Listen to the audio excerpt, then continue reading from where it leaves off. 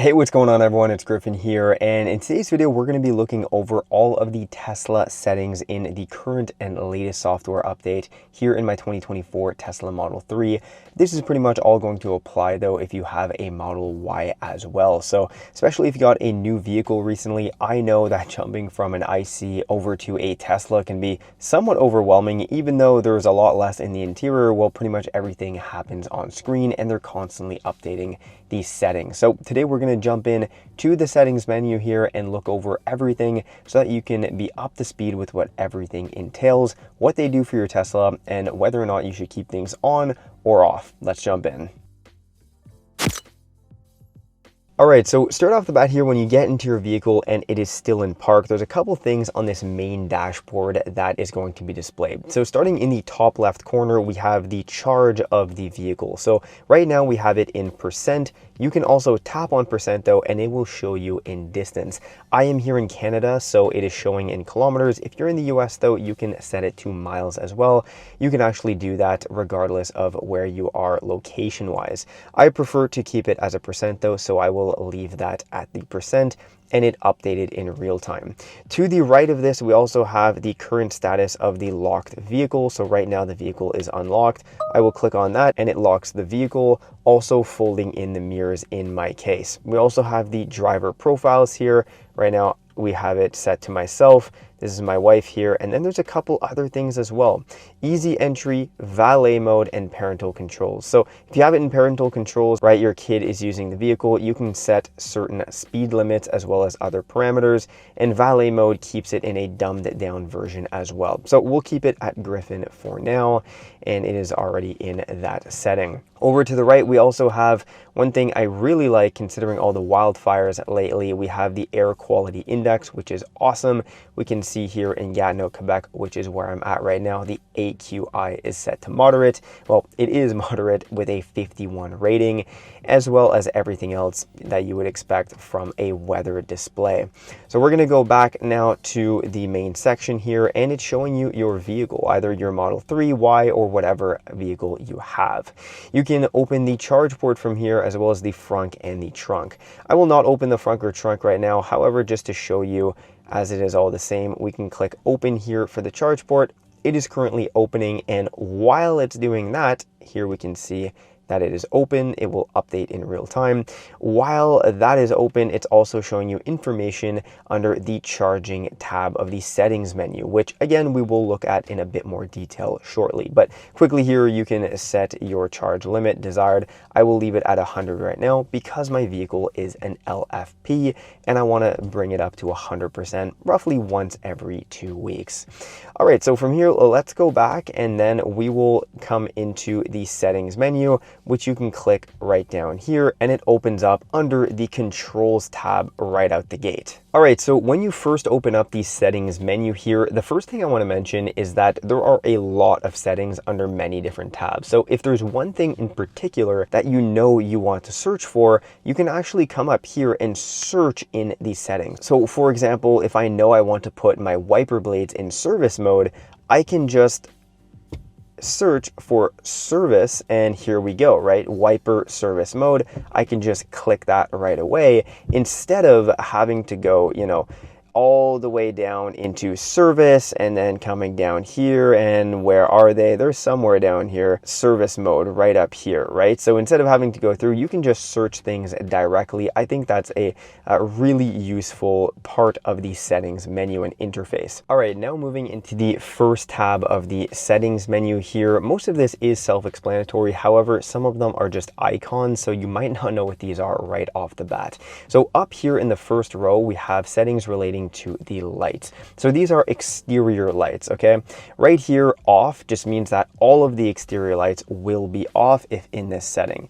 These right here are parking lights, things that have to do with the license plate light, side marker lights, things such as those. So if you click on these, well, they will be on, okay? These right here are the low beams in the front. So we're not talking the high beams here, we're talking the low beams of the vehicle, which you can just actually toggle on. As you can see, they toggled on out front of the vehicle, or you can just keep them all off. However, I would recommend just keeping them on auto. That way the car will sense the time of day and the ambient lighting and turn them on or off as necessary. The next thing over here on the right as well, these are the high beams. So clicking this right here will leave the high beams on automatic. So again, based on the outside ambient lighting, it will put the high beams on or off. Another great thing about leaving them on automatic is that when you're driving towards an oncoming vehicle, your car will actually sense the oncoming vehicle and turn the high beams off to avoid blinding the oncoming driver. And then it turns them on when you pass said driver. So that's a setting that I like to leave on auto as well. Moving down into the next section, we have mirrors. So quite self-explanatory, fold mirrors or unfold mirrors. What's great about this though is that when you click on fold mirrors, right now I am at my house. So I can actually click on save location and the car remembers that this is a location that you want the mirrors to fold in. For example, if you're driving into your garage. So as you drive back home, there's a geo fence that the car senses and the mirrors will start folding. This is a great setting that I always keep on in the winter when I park in my garage. And then in the summer, I usually turn this off. The next setting here is child lock. So by clicking on that, you can either click on both left or right. So this will lock the rear doors, either both, again, the left or the right, depending on where your children are in the car. I don't have any children, so I leave this on off, of course. Same thing applies right here, window lock. We can choose to lock all the windows so no one else in terms of the passengers can actually roll down the windows. I will leave this at off as well. And then finally in this row, we have glove box. So in this case, I have a 4-digit PIN, and that is to open the glove box over here. All right, I will put in my PIN and there we go. We can see that the glove box has opened. I personally like just having a PIN here. If someone ever breaks into the vehicle, they can't access the glove box as easily unless of course they could just crowbar it open, but hey, it's a little added layer of security. In the next row, we have settings relating to the wiper blades. So right now it's not raining or snowing, of course, so I have them on off. The next one, however, is automatic. So the car's sensors right up here will sense the degree of snow or rain and ice that is hitting the windshield and apply the correct setting. I usually don't leave this at off. I don't think it does the best job, so I usually do this manually when it is raining. This is going to be our lowest setting all the way up to our highest setting here. So I will turn that off before the neighbors think I'm crazy. Now moving down the list here, we have mirrors and steering. So that actually has to do with your driver profile. So the mirrors, you can actually change the tilt of the mirrors inside their housing for the left or the right, as well as auto folding, auto dimming, and so forth. These are all settings you can do. I'm not going to do these right now because I have the perfect settings for myself, but once it is done, if you click on save, that will automatically save to your driver profile. So when you get in and either click on your driver profile or if your phone key senses it's you, everything will go to your desired settings from your seat, the mirrors, as well as your steering wheel. Okay, so I'm going to click on X here, and the same thing applies to the steering wheel. All right, if I do this, as you can see, it's going up and down, and you can save it or restore it. I will click on restore because this is the current setting that I want for myself. Next up, we have our recordings as well as Sentry mode. So you can manually click on Sentry and it turns on Sentry mode, meaning all the cameras around the vehicle are filming what is going on. By clicking on that again, you are turning it off. And then over here, we can click on recording, and that just saved said recording in real time. Now we can see it is still recording. Okay, hey, I want to save it again. Boom, I click on that and it records exactly what just happened. So that's a manual way that you can record and save certain recordings based on if something happened outside the vehicle. Moving over to the right here now, we have car wash mode. Super useful setting when you are washing your car. When I first got my old Tesla, I actually didn't even know this existed. So essentially what it does is it will close all your windows, lock the charge port, right? That is something when you're washing your car and going over the charge port, having it open when there's tons of water around, something you want to avoid, as well as disables the windshield wipers, Sentry mode, and all other sensors. So you can click on enter car wash mode, Boom, here we go. We can see that this is what is currently set to. And hey, if you want to also clean the screen at the same time, you can click on that and you will see everything, all the smudges and dust, so you can easily remove all that. I will come out of here though by clicking on hold, and it takes 3 seconds to exit. All right, and then finally right here we have the screen brightness.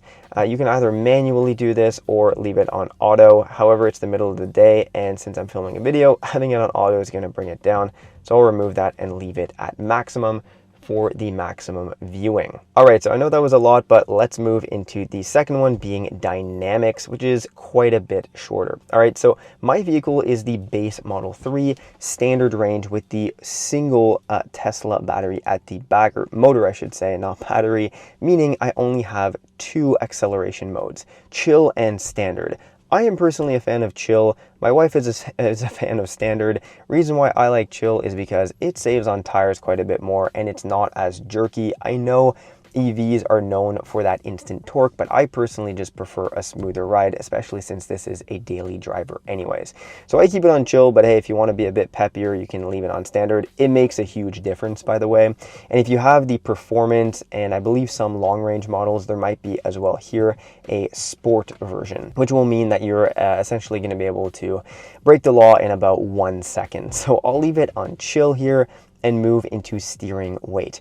Steering weight has to do with the weight of the steering wheel, of course. So if you like a really heavy steering wheel, I'm not sure why you would like that, but you can leave it on heavy or light. Light is something that people potentially use in the winter. It makes it a bit easier to move around since there's added resistance from the snow and ice on the ground. I generally just leave this on standard though and don't ever think about it. Next up, apply brakes when regen braking is limited. So this is something that I do keep on, and I think is a good idea. All right. Essentially, a couple years ago, what ended up happening is when your battery is really filled up, or if it's really cold, regen braking is limited. So what ends up happening is, as a Tesla driver or EV in general, you become really used to one pedal driving. But when regen braking was limited, you would get in your car, take off, and then come up to a stop sign, take your foot off of the accelerator, and you're barreling towards the stop sign because you're not used to it not braking automatically anymore. So then you'd slam on the brakes. Well, now they've made it so that when regen braking is limited, which doesn't happen all too often, but when it does, well, it would also apply the physical brakes, the disc brakes, in order to slow down your vehicle and maintain that one pedal driving. I love it, so I keep that on. And then down here we have auto shift, which is still in beta. So I personally don't like it. I've tried it before. I keep it on off, but what it does, we'll read right here. When the vehicle is in park, auto shift can assist you with shifting out of park and into drive or reverse, using only the brake without you using the touchscreen, right? Because when you go in or out of gear, you're either going up or down. So essentially what this does is that based on your driving and where you're going, it's going to auto shift into drive. I don't necessarily like it, so I just leave it on off. I don't think it's a big deal swiping up or down. And then finally, we have slip start, which use to help free vehicle stuck in snow, sand, or mud. Essentially what this does is it allows the wheels to spin independently.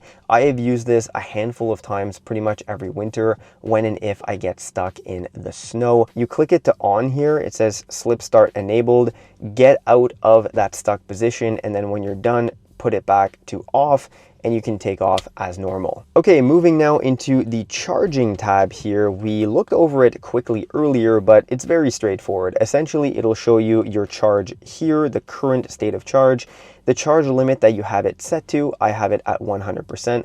We could bring it down, say, to 90 or all the way down to 50, which is the lowest that you can set it to. And since I have the LFP, Tesla says we recommend keeping your charge limit at 100% and charging fully once per week. I personally don't do that. I leave it at usually 80% for my daily driving, and then once bi-weekly to recalibrate the internal battery, I put it to 100%. If you have an NCA or NMC battery though, it is usually going to say trip or daily, and with an NMC or NCA battery, you're going to want to leave it at 80% for your daily use, and really only put it to 100 if you're going on a road trip and need that extra charge. So in this case, I will put it back to 100 and we will move on. You can open the charge port from here, and by the way, when you do plug in your vehicle, right here it changes to start charging. You can click on that. Now from here as well, since it senses that I'm at my house right now, I actually have a charging schedule where it starts charging every day between midnight and 5 a.m. So we can see here it says charge, schedule charge at this location, and we can see it brings us into the schedule tab. And we can see here that I have a charge schedule. We'll come back to that later, but it also shows in the charging tab. And then down here we have our last paid charging session. It's showing you where you did a Tesla supercharging session. Not super relevant, but it is there anyways. Okay, slowly but surely we're making it through the list here. Autopilot is the next tab. So I do not have full self-driving on this car, meaning when we click on autopilot, it is showing two things here: either auto steer beta or traffic aware cruise control. Okay, essentially auto steer is designed for use on highways that have a center divider, clear lane markings, and no cross traffic. It should not be used on highways that have very sharp turns. Also, it is still in beta, so of course, even like in full self-driving, you still need to stay vigilant, and the vehicle, when you're in this mode, is still going to require you to either put resistance on here and or keep your eyes on the road using the cabin camera that is like up here out of screen. So we'll leave it on yes. So essentially auto steer though, it keeps you in your lane. It accelerates and decelerates based on traffic ahead of you, and pretty much that's about it. It is definitely not full self-drive.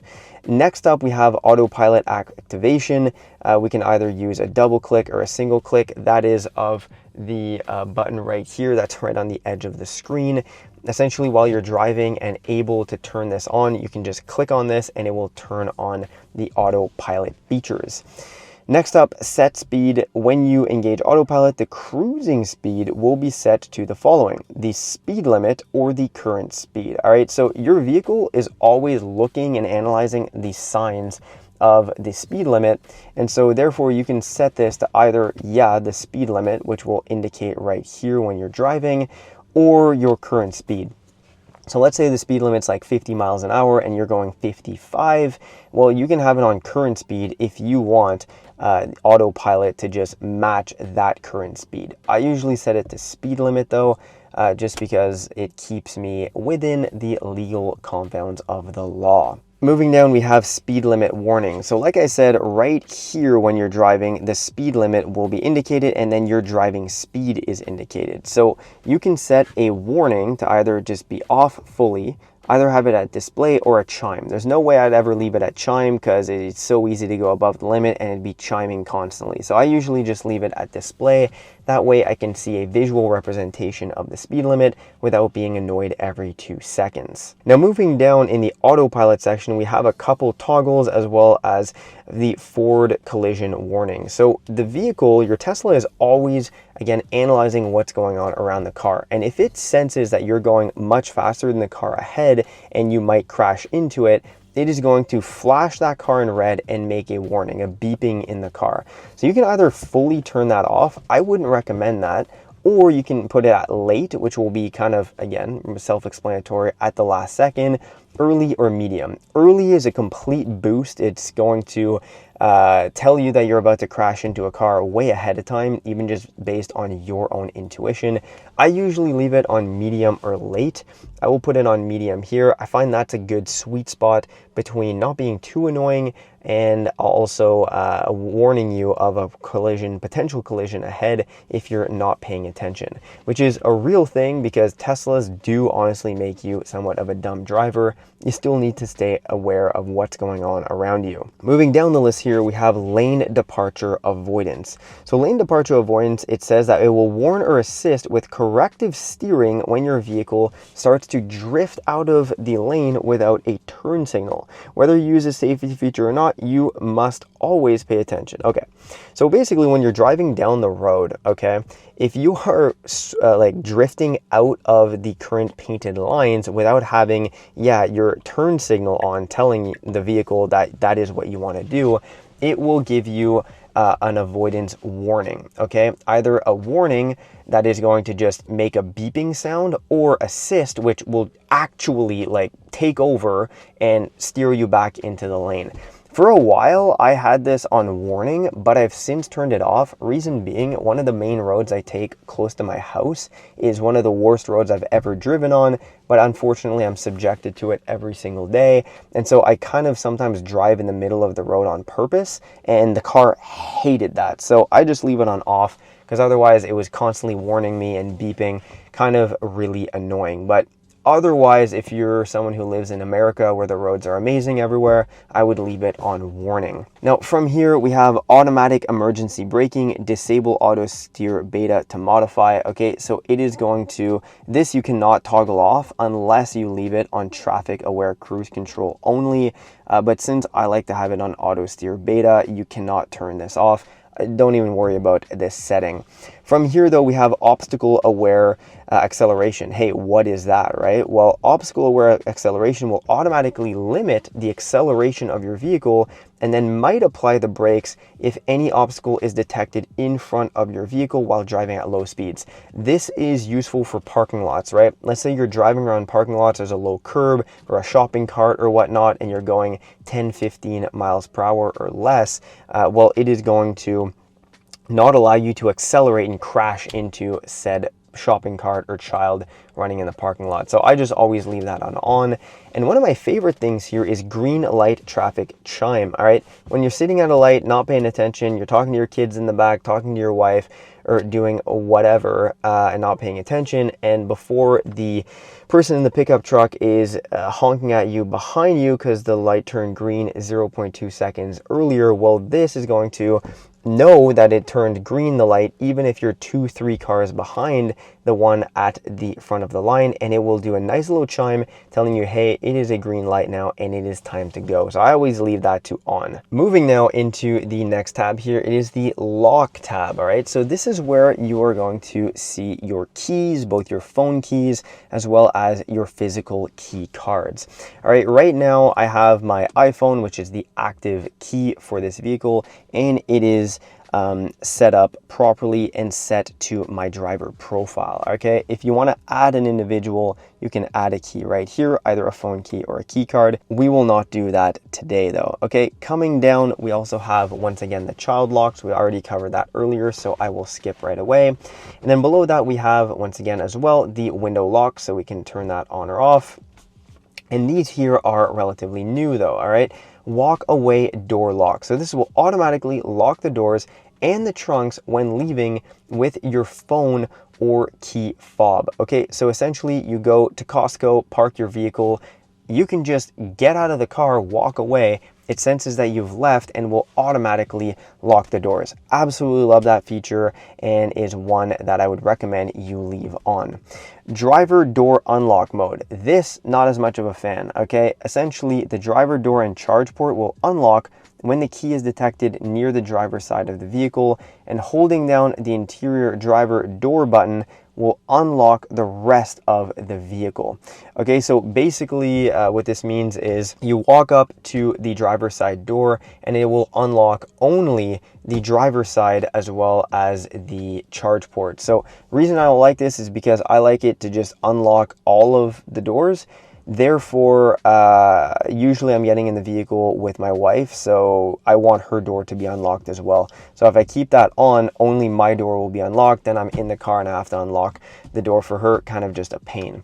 Next up, we have hands-free trunk. So this is a setting where you walk to behind your trunk and a countdown will start when it automatically detects that your key is there, okay, your phone. A countdown starts and then it will open up the rear trunk of the vehicle. I tried it a couple of times, but I found it kind of annoying based on my parking settings at home. So I leave that on off. Hey, what did they do though? Well, they then added exclude home in a software update after. I guess people were annoyed by it.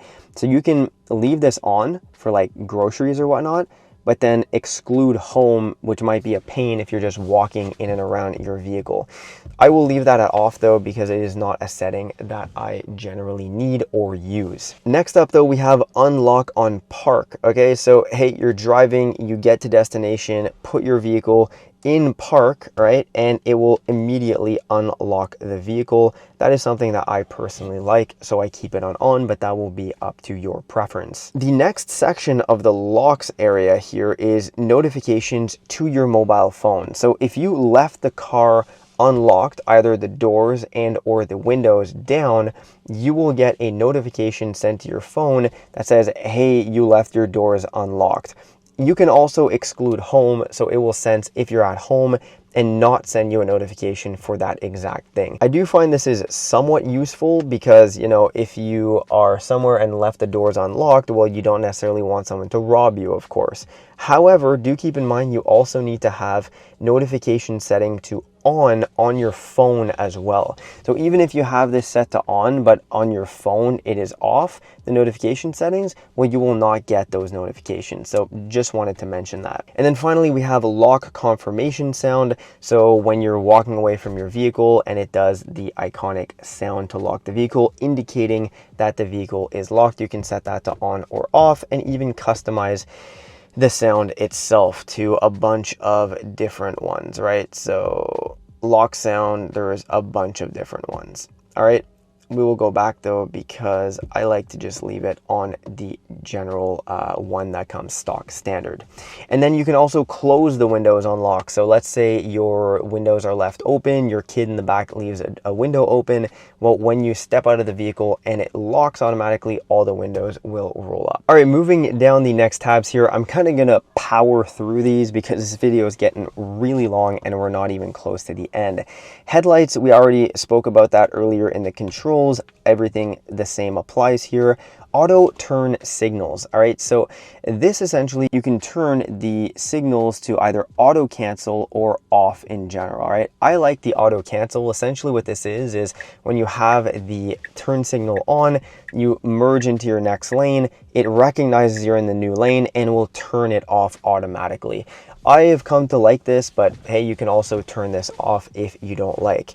The next thing is adaptive headlights. So this selectively dims individual pixels of the high beams to reduce glare for other traffic and adjusts headlights for curves, which is pretty crazy when you think about it. The headlights are able to adjust in curves.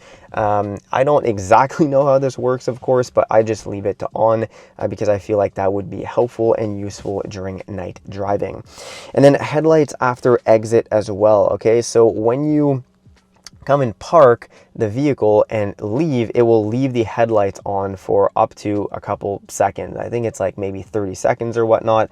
Not actually sure why I have it to on, and that's something that I had noticed for a while and didn't even realize this setting was on, where I come home at night and the car's headlights are on for a good like minute or so. So I'm going to leave those two off.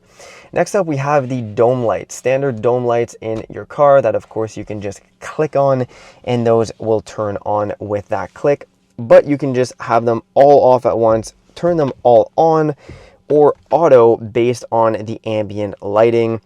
I'm going to leave those on off though. The next two settings here in the lights category are the footwell lights, which I personally like. They're essentially the lights that are going to be down there and down there at night. They just add an extra little level of ambient lighting and you're able to see what's going on down at the pedals. So I keep those on.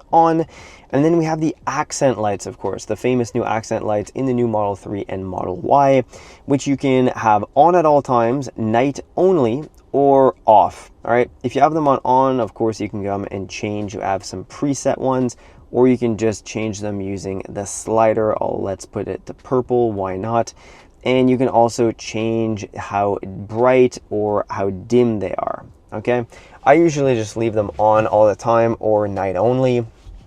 It's not really going to make any impact on your vehicle's range and the battery percentage, as this would use so little energy. But yeah, you can leave those on night only if you want that experience. And you can even sync them. This is new. You can sync them with music.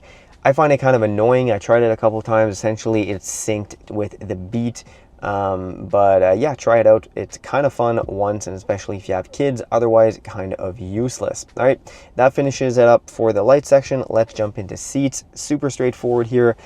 From the seat setting, you can turn on the heat of your seats or the cooling features of each of the seats. We will set it all to off though. because it is unnecessary right now. Actually, I'll leave it on 1.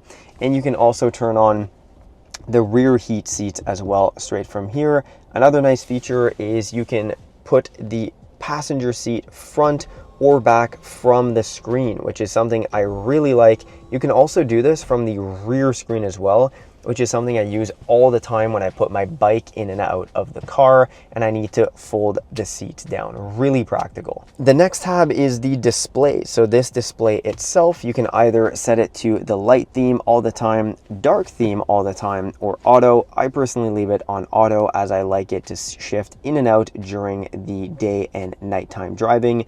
Reduced blue light will automatically adjust to warmer colors at night. Hey, why not leave that on? No idea if it actually makes a difference, but it's kind of just easier on your eyes. And then also from here, you can also adjust the screen brightness or leave it on auto. Automatic blind spot camera. This is something that I've come to really like. It's a relatively new feature in the last year. When you put your turn signals on, you will see the camera from the side of the vehicle. I just think it's helpful in getting an extra layer of visibility. All right.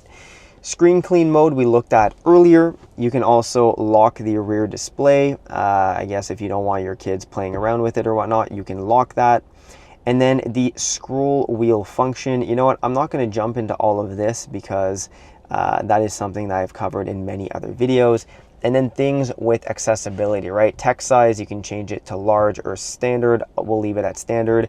24-hour clock or 12-hour clock. I personally like 12 hours. Energy display in percentage or distance. That being said, you can also just click on it like that. Okay, where were we? Display. Then we can also change kilometers or miles. Since I'm in Canada, I leave it in kilometers. Same thing with temperature and then the tire pressure as well. You can either put it in bar or PSI. Pretty straightforward. Scheduling is the next tab where once again, you can set different schedules for different areas. So your current location, home, work, or whatnot. Preconditioning is something I've spoken about so many times on the channel. Essentially, it will warm up both the battery and the cabin by a certain time before leaving. So let's say like in the winter, you want your cabin and the battery to be warm by 6:30 a.m. because that's when you're leaving to go to work. Well, hey, you can actually set a schedule for that and repeat it weekly. So pretty straightforward. I'm not going to do that. And you can do the exact same thing for charging. I personally like to charge it at night, even though I don't have tiered pricing here in Canada. But if you're in the US and some utility providers have tiered pricing based on time of day, really makes sense to set this to charge during those off-peak hours to save as much as you can on energy prices. Next up, we have safety. All right, so you can turn on and off sentry mode. You can enable sentry mode based on being on park or not, or on camera-based detection, or even disable sentry sounds altogether. All right, from here you can also view the cameras in the mobile app. Not sure why you would leave that on off if you have and pay for premium connectivity. Essentially, from a distance, you're able to get live camera access. I really like this when I'm parked like at a parking lot or whatnot, and I want to check in on the vehicle and or see what's going on inside of the cabin with the front cabin camera. The dash cam as well, I usually just leave it on auto, and you can delete dash cams, format the USB drive that's in the glove box right here, as well as a couple other things here. Automatic blind spot camera is what we spoke about earlier.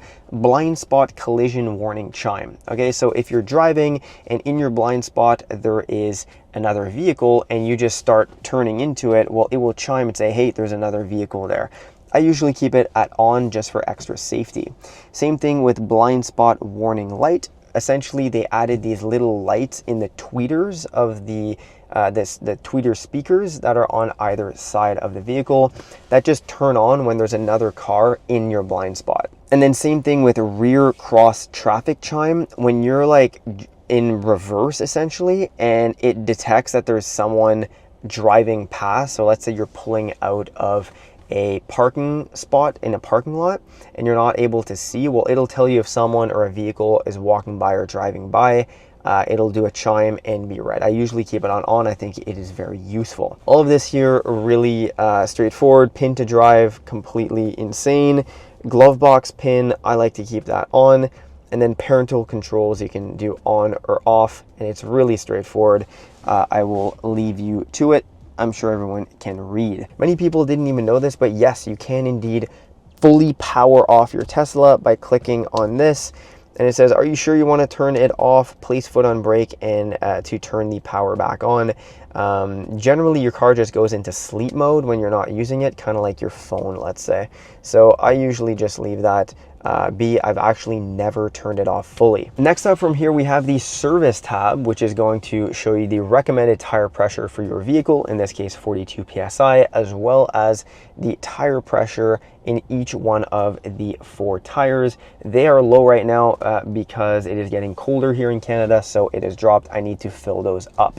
We also have the tire service mileage, and then everything here, which is going to be quite a bit. So let's just power through these. We got the owner manual, camera visibility here. It says there's no issues. That'll just, it's like a test essentially. It says, hey, there's 1 camera that's blocked. Wheel and tire configuration, you're able to tell your car which wheels and tires are currently set to it, right? So I have the 18-inch Photons that will be used to take into account for how much range you have left based on your driving. And same thing for tires. When I switch in from summer and winter, I come in here and I change them. But right now we will leave it as is because winter isn't here yet. Wiper service mode just puts the wipers up, useful if there's like a hailstorm or a freezing rainstorm. Maintenance right here, same thing. It's going to tell you what is overdue, what should be replaced when. And yeah, so actually kind of really useful. Cabin air filter, tire rotation, wheel alignment check as needed, and the wiper blade replacement. I will actually do that relatively soon. And when you do it, you can click on record. Additionally, we have car wash mode. Like earlier, we can adjust the headlights. So from here, you can adjust the headlights. I will keep those as is though. You can put it in towing mode to not damage your car, as well as remove all saved locations. So for, let's say that automatic, the gate, the lift gate, the automatic folding mirrors and so forth. Camera preview right here, driver seat, steering and mirror calibration, factory reset. Let's say you bought a new car from someone else, you can reset it to factory settings, clear your cache, your web cache data, and then charge port heater as well, which is really useful in the winter. If your charge port is frozen over with snow and ice, you can do this ahead of time. You can also do it from the app in order to melt all of the frozen material that is on the charge port.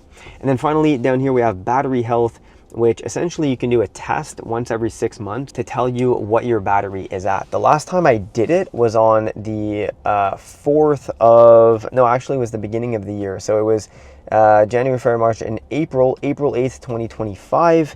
And it was at 98% at the time. I'm assuming it would probably be at 96. It takes about 12 to 20 hours to do though, so I will not be doing that right now. And if you're interested to learn more about that, I made a full video, make sure to check it out. Navigation has a few extra things here. So the navigation volume is going to be when you have a destination in your nav, it'll tell you, hey, turn right here, turn left here.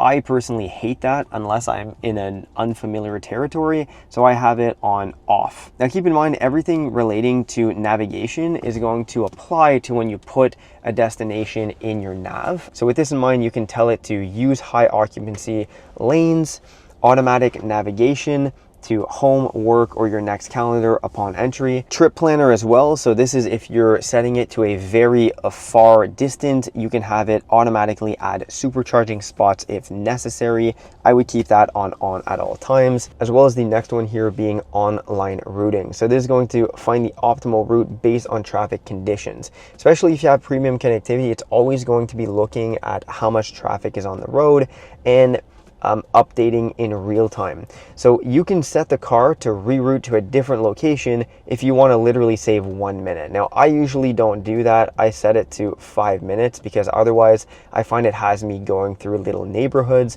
but hey, this is up to you essentially. And then speed camera chime is also super awesome.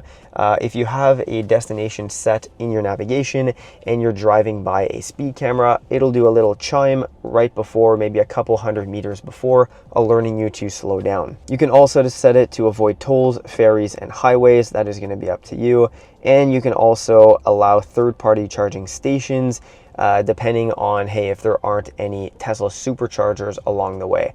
I've never run into this issue though, so I just leave it on off. Bluetooth is where you're able to connect to your different phones, so I'll have it connected to my phone right now. And I like this where you can reduce the fan speed when you're picking up calls. So if someone is calling you, you have your fans really high because it's the middle of summer and you have the AC blasting. Well, when the call picks up, the fans are going to reduce so you can actually hear what the heck's going on in your conversation. Audio allows you to really just, change the bass, the mid, the treble, as well as offer immersive sound fully or off. I usually just leave it on auto. Even on the base Model 3, I find this sound system in here is pretty good. Everything else is not necessary to cover, and then you can access your upgrades straight from here. In this case, just full self-driving, which usually when I go on a road trip, I'll activate it for 1 month. All right, hey, so I know that was a pretty long video, but I hope it helped you if you're a new Tesla owner. If it did, please make sure to drop a like on this video. It really helps the channel out, and check out all the other hundreds of videos I've made on the channel as well about Tesla vehicles. If you enjoy my content, subscribe, it costs nothing, and you'll be updated every week when I post every single Saturday. Hey, and if you want to support my work while getting some great value, check out the links I have down below in this video's description over to my $5 delivery day checklist, as well as some great accessories over on my Amazon storefront. Costs you literally nothing extra, and I get a tiny kickback if you make any purchases through that link. So thanks a lot for watching. With that said, I will see you in the next one.